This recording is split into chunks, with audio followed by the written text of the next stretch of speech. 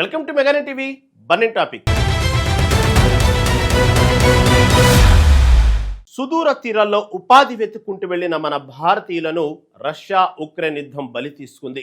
ఉక్రెయిన్లోని ఒడెసారేవోలో నిలిచి ఉన్న ఓ వ్యాపార నౌకపై రష్యా జరిపిన క్షిపణి దాడిలో 4 భారతీయ నావికులు మృతి చెందారు. ఉపాధి కోసం వెళ్లిన బిడ్డలు అర్ధాంతరంగా శవాలుగా మారుతుండటంతో ఆయా కుటుంబాల్లో తీరని శోకం అలుముకుంది. ఈ ఘటనలో మరో భారతీయుడి పరిస్థితి తీవ్ర విషమంగా ఉంది. రష్యా జరిపిన ఈ దాడిని భారత ప్రభుత్వం తీవ్రంగా ఖండించింది. ఈ ఘోర దుర్ఘటనకు సంబంధించిన పూర్తి వివరాలు ఇప్పుడు చూద్దాం.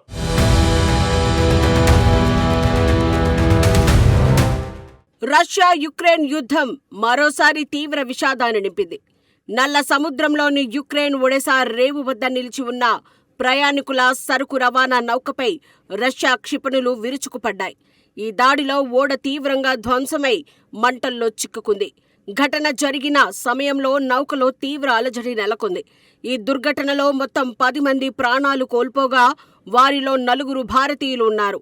మృతులను అఖిల్ జోయాన్, గురుప్రీత్ సింగ్, జగన్ సింగ్, అభిషేక్ నిషాద్లుగా అధికారులు ధృవీకరించారు. మరో భారతీయ పౌరుడి పరిస్థితి అత్యంత విషమంగా ఉన్నట్లు సమాచారం అందుతోంది.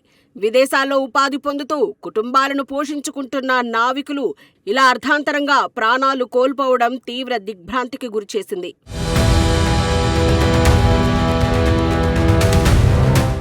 క్షిపణి దాడికి గురైన ఎంవి గోల్డెన్ లియో నౌకలో మొత్తం 17 మంది సిబ్బంది విధులు నిర్వహిస్తున్నారు.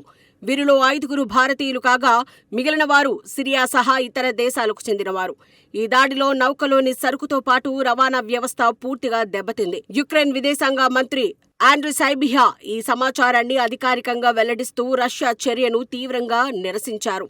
తమ ప్రాంతీయ జలాల్లో ప్రశాంతంగా ఉన్న నౌకపై దాడి చేయడం అంతర్జాతీయ నియమాలను ఉల్లంఘించడమేనని ఉక్రెయిన్ తెలిపింది. విపత్తు సమయంలో నౌకలోని ప్రమాద హెచ్చరికలు పనిచేసే లోపే వినాశనం జరిగిపోయింది. విదేశీ తీరంలో భారతీయ పౌరులు ప్రాణాలు కోల్పోవడం పట్ల తీవ్ర ఆగ్రహం, ఆవేదన వ్యక్తమవుతున్నాయి.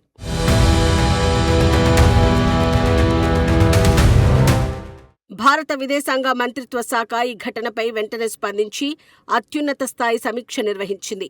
రష్యా జరిపిన ఈ దాడిని భారత్ తీవ్ర పదజాలంతో ఖండించింది. విధి నిర్వహణలో ఉన్న నిరాధార పౌరులపై దాడులు చేయడం ఏమాత్రం సమర్థనీయం కాదని స్పష్టం చేసింది. ప్రాణాలు కోల్పోయిన నావికుల కుటుంబాలకు పూర్తి నైతిక, ఆర్థిక అండగా ఉంటుందని హామీ ఇచ్చింది. ఒడెసా తీరంలో చిక్కుకున్న భారతీయుల వివరాలను సేకరించేందుకు దౌత్యవేత్తలు రంగంలోకి దిగారు. గాయపడిన 5వ భారతీయుడికి అత్యుత్తమ వైద్యం అందించేందుకు స్థానిక అధికారులతో సంప్రదింపులు జరుపుతున్నారు. మృతదేహాలను వీలైనంత త్వరగా స్వదేశానికి రప్పించేందుకు విదేశాంగ శాఖ అన్ని మార్గాలను అన్వేషిస్తోంది.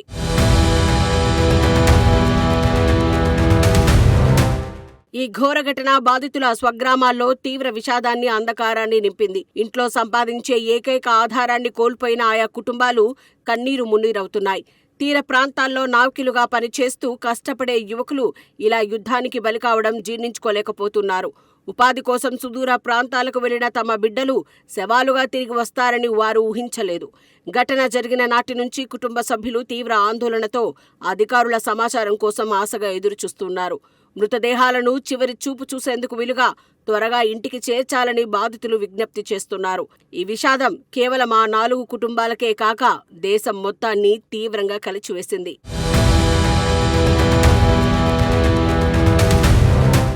యుద్ధ మేఘాలు కమ్ముకున్న ప్రాంతాల్లో నివసిస్తున్న, పనిచేస్తున్న విదేశీ పౌరుల భద్రతపై ఈ దాడి అనేక ప్రశ్నలను లేవనెత్తింది.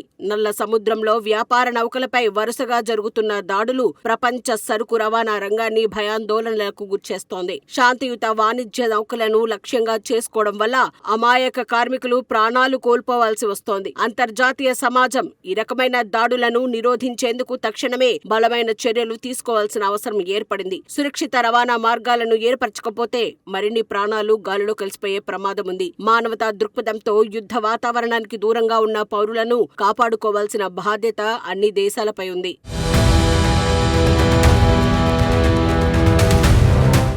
ఉపాధి కోసం సుదూర తీరాలకు వెళ్లిన అమాయక నావికులు రెండు దేశాల మధ్య జరుగుతున్న యుద్ధానికి బలి కావడం తీవ్ర విచారకరం. కష్టపడి కుటుంబాన్ని పోషించుకునే ఆ కంటి పాపలు ఇక లేరనే వార్త ఆయా కుటుంబాల్లో కోలుకోలేని దెబ్బతీసింది. మృతదేహాలు స్వదేశానికి చేరితే తప్ప ఆ కన్నీటి సముద్రం ఇంకేలా లేదు. యుద్ధ మేఘాలు కమ్ముకున్న ప్రాంతంలో నిరంతరం ప్రాణాలు గుప్పెట్లో పట్టుకుని బతుకుతున్న భారతీయులకు సరైన రక్షణ కల్పించాల్సిన బాధ్యత అంతర్జాతీయ సమాజంపై ఉంది. అమాయకుల ప్రాణాలు తీస్తున్న ఈ ఘోర దాడులకు ఇకనైనా చరమగీతం పాడాలని ప్రపంచ దేశాలు కోరుతున్నాయి.